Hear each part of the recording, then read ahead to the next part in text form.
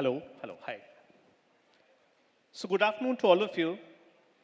It's an absolute pleasure to be here at this amazing last session on leading ESG-driven sustainable business marketing transformation in Indonesia. I know that this is the last panel between the awards, so we'll keep it quick. So next 25 minutes, it's going to be a power-packed session. Uh, I'll just give a little introduction first. Unilever's ex-CEO Paul Polman had said, viewing the world through a sustainability lens helps in planning for the future, fosters innovation, and promotes brand growth. Sustainability today is no longer a choice, but a must-do for the future of companies and brands, which is also the reason that an ESG discussion is being done in a conference dedicated to helping marketers navigate the future in a complex world, because ESG is the future, if not the present. And the ESG, or environmental, social, and governance standards, are becoming the filter through which all companies are being seen and measured by the stakeholders. ESG is becoming the key metric by which businesses evaluate investment decisions and also serves as the reference for companies reporting the impacts of their business and footprints on the planet. It is also becoming a globally recognized consideration in making foreign investment decisions. Specific to the Indonesian landscape, ESG has taken center stage ever since the government of Indonesia declared its commitment to achieve the 17 UN Sustainable Development Goals, or SDGs, by 2030. Achieving these goals has been made a national priority involving all layers of Indonesian society, including the business and economic sector, as clearly mentioned in the roadmap of SDGs Indonesia by the Ministry of National Development Planning. It is a journey that companies and brands must take to remain relevant and ahead in the future.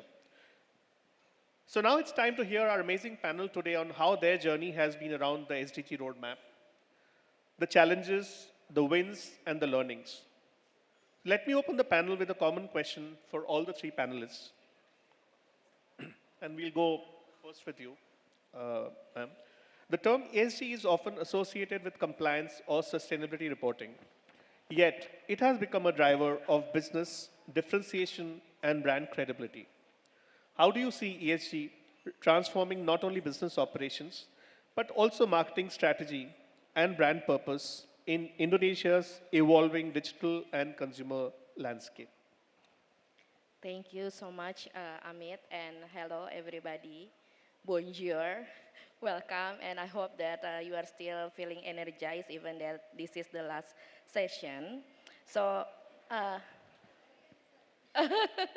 so yeah, I think as your introduction, I think now ESG has transformed. I think previously is the way that we want to satisfy the shareholders, or it's a compliance focus concept. But now I think it's a key driver of business differentiation and credibility, and especially in the Indonesian dynamic digital landscape.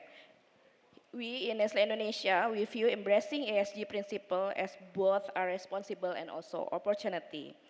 And if you're talking about how to, how this also become a driver for the brand and marketing, I think the way that we should doing is understand that part of the consumer appetite in nowadays is also not only that they choose because of the product they like, but also the company that behind this brand is very focused on doing sustainability or ESG.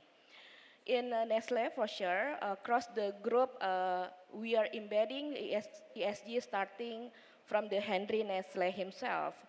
Maybe we are different from the way that working in other company that we are starting our business by the thinking of creating shared values, where it's growing become community investment and then become the CSR, and the term becomes sustainability now become the ESG. We work with it very, very serious. So we do it across our supply chain, across the business, and of course embedded in our brand. I think later on we will talk also about how we embedded that into the communication to the consumer, but also we believe that it's part of the strategy that make our business sustainable for years to come. Thank you very much, Bu Vivian. Gerard, will you take that question for you? Yeah, so for us, it's no longer about compliance. It's the core of our brand credibility. At ABB, we embed it in our innovation, in how we innovate our products. We embed it in our marketing strategy as well. And it's reflected in our purpose. And our purpose is to enable a low carbon society. So it's all embedded into our products. And we bring this to life through integrating ESG into our storytelling, highlighting our energy efficiency story, highlighting our smart manufacturing, and highlighting our electrification story. That's how we use that. Thank you so much. Game, you want to take the question for you? Yeah, I think for us is for us as a media company, we see that mostly from the public point of view, from the society point of view, right? It's media job to build the awareness of sustainability, the awareness of ESG, so the society can have better understanding of that. So for us, it's not about compliance because we are a private company. We don't have to report or we don't have that kind of ability also to do that. But we do that for the sake of the society. So and we believe that I think it's the most important aspect of any businesses, including us, on how can each stakeholders have the same understanding and collaborate each other to achieve whatever goal that we have. Because in each market it's different goal, but I think everybody have the same goal, is to make this the business sustain, the planet sustain, and the people sustain. So for us, it's really core to get that understanding out to the society. So that's ESG for us. Thank you so much. That was rather interesting. I'll come to the next question now. And this is a question for all three of you, different questions for each one of you. I'll start with you, Gerard, first.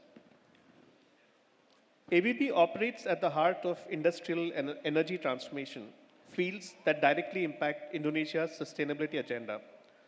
How are you translating complex sustainability solutions into compelling commercial value propositions that help clients justify their investments? And how does that reshape your go-to-market strategy in the bustling Indonesian industrial sector? So we translate our commitments, our ESG commitments, through advanced solutions in our electrification, automation, and energy management systems, right? All of this is directly in line with the Indonesia's green transition and net zero ambition as well. So our marketing strategy emphasizes measurable ROI. So what we can do is we go to the company. Many companies are not fully energy efficient, and we can do the studies and we can do the research to show what the products can do. So we don't just introduce our products as to this is the product and this is what it can do technically, but also what you can achieve from an energy efficiency point of view, and also then translates to what you can save in a medium to long term perspective. So there is that commercial value that you get, and not just to meet your ESG goals, but also to meet your dollar targets, right? Your budgets and your targets. So that's how we do it. And we do this through a lot of case studies. We have a lot of case studies, scenario studies, and we co-innovate with a lot of our strategic partners and localized campaigns in this aspect. Bu Vivian, this is for you. Nestle has been much ahead on the curve in linking sustainability with brand purpose across the stakeholders and markets. How do you ensure that ESG commitments become part of consumer-facing narratives and marketing strategy? Can you share a specific example of how Nestle has localized the ESG storytelling to resonate with diverse Indonesian consumers? Thank you, Abid.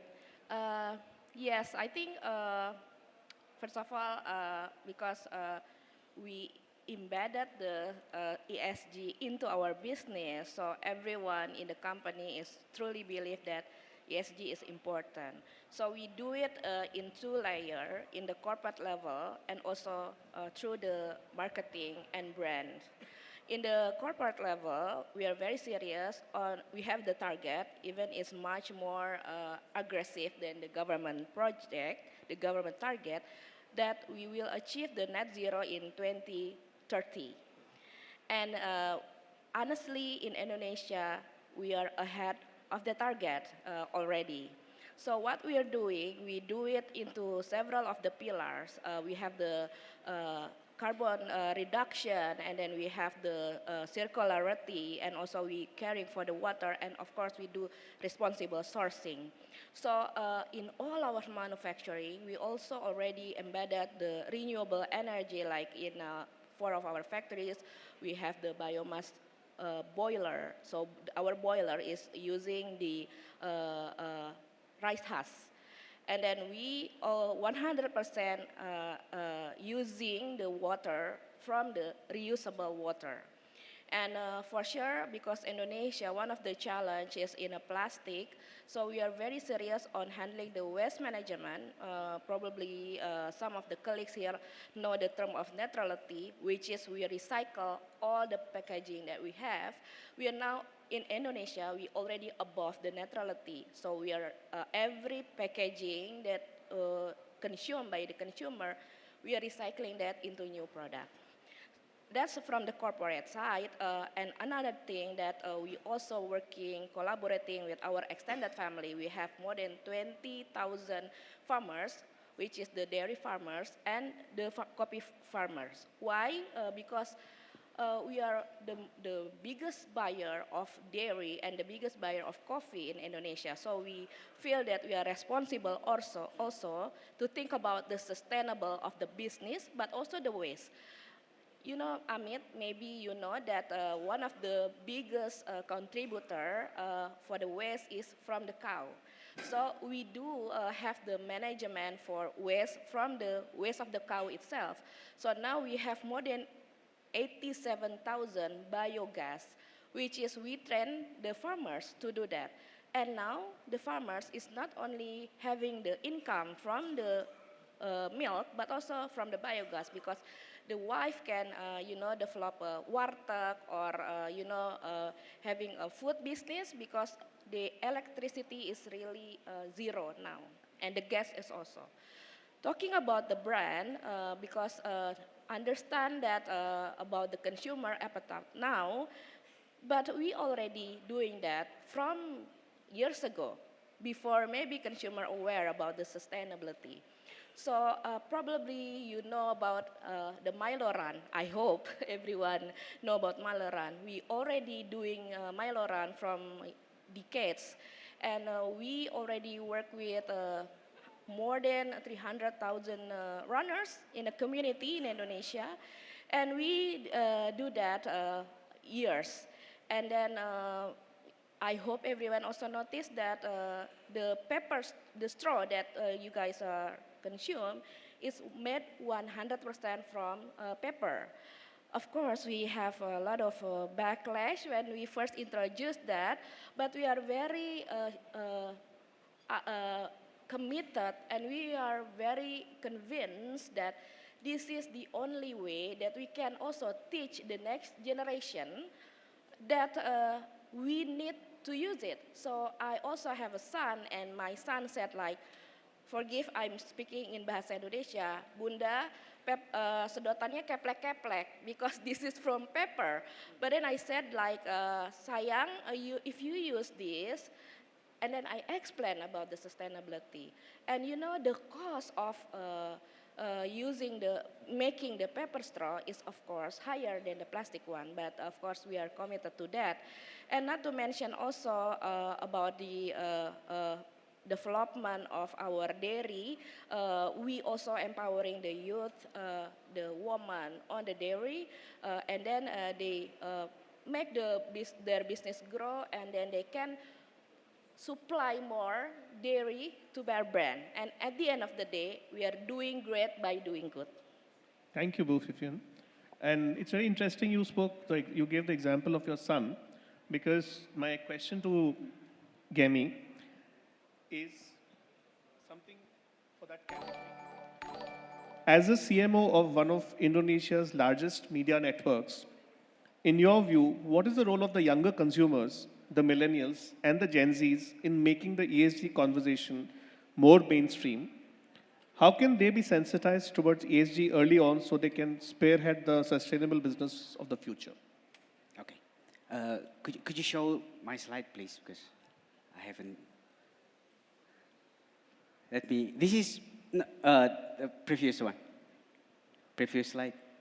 Okay. This is what we learned from what we did in sustainability area. So we do sustainability initiative 3 years back.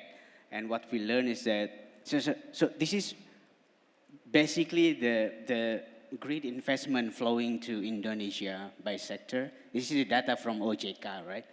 So basically it's keep growing since 2019, right? So this is the sector, this is the growth. So if you see this from a marketing point of view, I use the terminology, this is the supply side, right? So if you look at the next slide, from the demand side, I use the data from IDN because they are the media expert on the youth of Indonesia. This is data from IDN. So this is actually how the youth see sustainability. So they already have that mindset and they already behave toward sustainability actually. But the problem is there is a complex gap between that supply and demand. The complex is political policy, and so on and so forth. And for us, as a media company, the complexity on the communication is our main challenge. So I think the gap on communication is huge, but I think for any marketers here, marketers always love gaps in communication, right? Because if there's a gap, there's opportunity. So for us, that gap is an opportunity, not only for us media company, but also for everybody, especially in the brand side and the marketing side, is to close that communication gap. So basically, we need a good storyteller to bridge that gap. So there's a lot of good stories from both of speakers here, but I think the stories need to be told in a very compelling way, especially for youth, because in reality, there is also an affordability gap. Like what Mbak Vivin said earlier, right? The straw is actually expensive, so there's affordability gap. So for us is pushing all stakeholders to discuss and collaborate and provide a better understanding, especially for the youth of Indonesia, because Indonesian youth always the main engine for this kind of movement. Not only political, you see the political movement in Indonesia, right? Previously, it's the youth, it's the Gen Z. And this is also the same. So again, I think for any marketers here, storytelling the activities of sustainability activities or initiatives is really, really important. But the next slide, please. But I think, so the challenge is, this is the new paradigm of marketing. So what we learned from our initiative is that walk the talk is very important. So this is what we do, because we learned that we cannot just talk about sustainability, we have to do it. And what we do is actually, that's your marketing tools. The challenge is how to tell that story compellingly and to make people have better understanding, because sustainability is very elite. The terminology is alien, especially for the youth, right? So we have to tell the story, the compelling story for youth, but we have to do this. This is what we do. We are not public company. We don't have to do this. We do it. So we audit our carbon footprint and then we do to reduction and also all the things that we need, and we report this. We have the report for this, and we report this to public. That's how we do marketing for sustainability, because we have to do it first, give them a compelling storytelling, and then hopefully the public will respond positively, because the demand is there. Thank you, Gemi. With that, I come to the last round. It's a common question for all three of you. As C-level leaders, embedding ESG into business and marketing strategy requires both conviction and consistency. What's the most critical leadership behavior or organizational shift you believe is needed to move ESG from aspiration to measurable impact in your industry? Gerard, you want to take that first? Yeah. So I think it's more than just a strategy.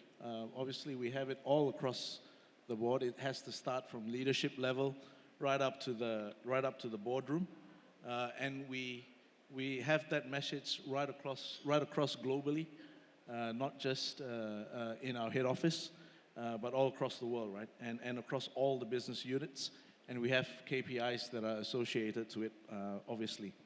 We have adopted ESG quite early on, maybe 8 to 10 years already.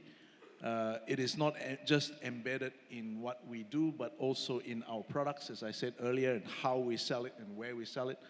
To your point, our storytelling, we try to make it very compelling in terms of the products that we sell, that it's energy efficient, that it will save the environment, that it is sustainable, to have it in your company, right? And to be able to be more efficient, but produce and be equally as productive, if not more productive, than the old machinery that you have, right? Or the old equipment and the old products that you have. And it ultimately, our experience is that trust is important, right? It ultimately fosters that trust because of the long-term consistent story that we have, a long-term consistent selling point that we have, the long-term storytelling, consistent storytelling that we have. So that makes us a leader in this arena. And that's where we want to position ABB. We want to position ourselves as a credible leader in sustainable transformation. Thank you. Bu Fifin, you want to quickly do a 1-minute wrap? Yes, I think Gerard summarized it very well. I think in Nestle we have a commitment. Also, we have the target, and it's a drop-down target, and we are in the boardroom also committed to do that.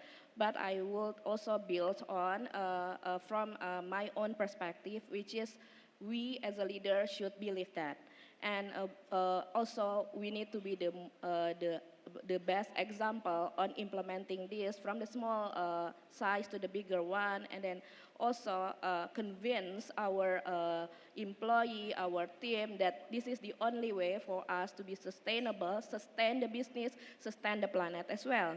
And just sharing a bit of my story, why I really believe that sustainability is the only way for us to be able to sustain.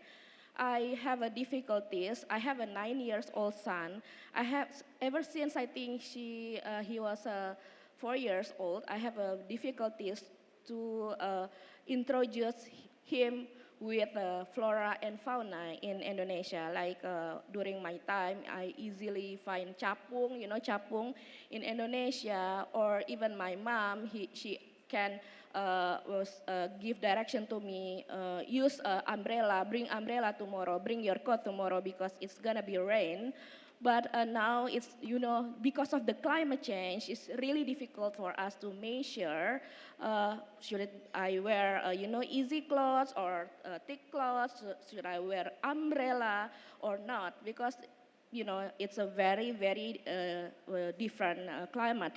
And then I have to bring my son to, do zoo for introduce him with chicken, or maybe, yeah, because he only know chicken from the table, not from the farm. So I do believe that it's we all responsible for doing that. And then, if you see the river, it's not even a river. I said, like, look, sayang, it's the river Bengawan Solo when I go to Java. And I said, what? It's river? No, it's full of plastic, he said. So I really do believe from my side that sustainability is the most important, not to please our shareholders, not to grow our business only, or not even, make the consumer have a wow factor to our brand, but this is the only way for us to be able to sustain. Thank you, Bo. Last words. Sorry. Last words from you. Last word from me? Yes. Okay. For us as a media company, I think for us is really important for any marketers to embrace this, not only because your company doing that, but because it is extremely important for the sustainability of the whole society, meaning it's also about your children, your grandchildren, it's also about you. So for us, it's really important as a media company to tell a good story about sustainability, to tell an easy to understand story about sustainability, to bring all stakeholders and foster collaboration to push any kind of activities or initiative toward this sustainability initiative, because the world is going there. We are disrupting our planet, and the worlds have to be going there to be more sustainable, to be greener. So that is the most important thing, understanding and same goal. Thanks, Gemi. With that, I would like to thank all the speakers for bringing in their valuable thoughts and inputs for a very critical topic in today's panel. It seems clear that Indonesia's challenges on sustainability are not too different from many other nations, going through a similar growth journey on one side, even as they get around navigating the issues around pollution, deforestation, environmental degradation, and similar such issues. These countries also, like Indonesia, are having to navigate these issues as the flip side of the development agenda. Clearly, the need of the hour is a more comprehensive, unambiguous, and sustainable strategy on all fronts. Finally, while the sustainability journey is a long and ongoing one, it is a journey that cannot be avoided any longer. As the famous Irish writer George Bernard Shaw said, progress is impossible without change, and those who cannot change their minds cannot change anything. So let us start by changing our mindsets first. The rest should hopefully follow. With that, I would like to hand over the mic back to the moderator. Thank you very much, ladies and gentlemen. Can we have a round of applause for our panelists? Thanks. Amazing conversation, panelists. And of course, we'd like to invite our panelists to take a step forward for a photo.